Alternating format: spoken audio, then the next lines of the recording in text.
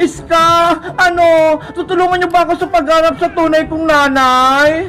Pinag-iisipan ko pa, Princess, kung tutulungan kita maghanap eh. Paano naman sa Aling Tiri, Princess? Baka magalit siya kapag nalaman niyang hinahanap natin yung tunay mong nanay. Akong bahala, hindi kayo papagalitan ni Nanay Tiri. Tsaka, hindi niyo naman ako tunay na anak, di ba? Princess, huwag ka naman magsalita ng ganyan. Tinuring kang anak ni Aling Tiri. Paano mo naman nasabi yun, Bebang? Di ba nga, kapag nagsusubong ka sa kanya, lagi niya kaming sinusugod, pati pinagagalitan. Ibig sabihin, mahal ka ni Aling Tere, ayaw niyang may manakit sa'yo. Oo nga, Princess, huwag mong kalimutan si Aling Tere nagpalaki sa'yo. Kahit wala siyang asawa, binuhay ka niya ng maayos. Mahal na mahal ko naman si nanay eh. Malaga siya, malambing, lagi niya akong binibigyan ng pera, pambili ng chichirya, kaya lagi akong busog. Yun pala eh, kaya wag mo nang iwan sa Aling Tere, Princess. Kaso, gusto kong makita yung totoo kong mama para malaman ko kung magkamukha ba kami. Pares ba kami ng ipin? Matakaw din ba siya? At marami pa akong itatanong sa kanya. Sa bagay, ako nga rin, curious din ako kung anong tunay na mukha ng mama ni Princess eh. Ano Iska? Sasama mo na ba ako sa paghanap sa tunay kong nanay? Okay, tutulungan na kita, Princess. Bebang, sumama ka na rin. Sige na nga, para mas mabilis tayo sa paghahanap. Yay! Tutulong na si Bebang sa paghanap sa tunay na mama ni Princess. Tara na!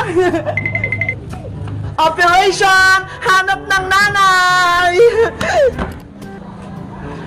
Wait nyo ako! Sasarado ko lang yung gate para hindi makatakas si Perla. Saan kaya namin hanapin si nanay? Princess, paano natin hanapin yung nanay mo? Alam mo ba anong pangalan niya? Ayon sa kwento ni Nanay Tere, ang totoong pangalan doon ng nanay ko ay Rosa. Ayun, hanapin natin si Aling Rosa. Magtanong-tanong tayo sa mga kapitbahay. Sige, magtatanong ako kay ate. Ate, pwede po bang magtanong? Ano yun? May tatanong po ko. May kilala po ba kayong Aling Rosa? Rosa? Aling Rosa? Wala akong kilala eh. Ganun po ba? Sige po, salamat po. Bata, pwede bang magtanong? Ano po yun? May kilala ka bang Aling Rosa? Matagal na nakatira dito sa atin? Wala eh, bago lang ako dito. Ay, sige, salamat. Iska, wala akong mahanap. Ako rin, Bebang, hindi kilala si Aling Rosa. Ayun, may tao ron. Doon ako magtatanong. Bata, pwede bang magtanong? Ano po yun natin, Princess? May kilala ka bang pangalan Rosa? Hinahanap kasi namin siya eh. Meron po akong kilala. Talaga? Saglit lang po, tatawagin ko. Sige! Bilisan mo ah! Anong sabi, Princess? Good news! Nahanap ko na si Aling Rosa!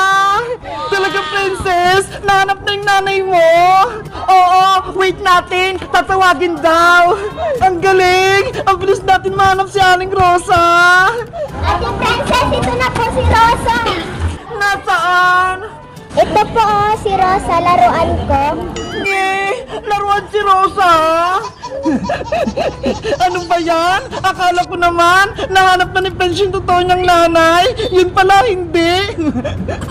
Napeki ka naman, Princess eh.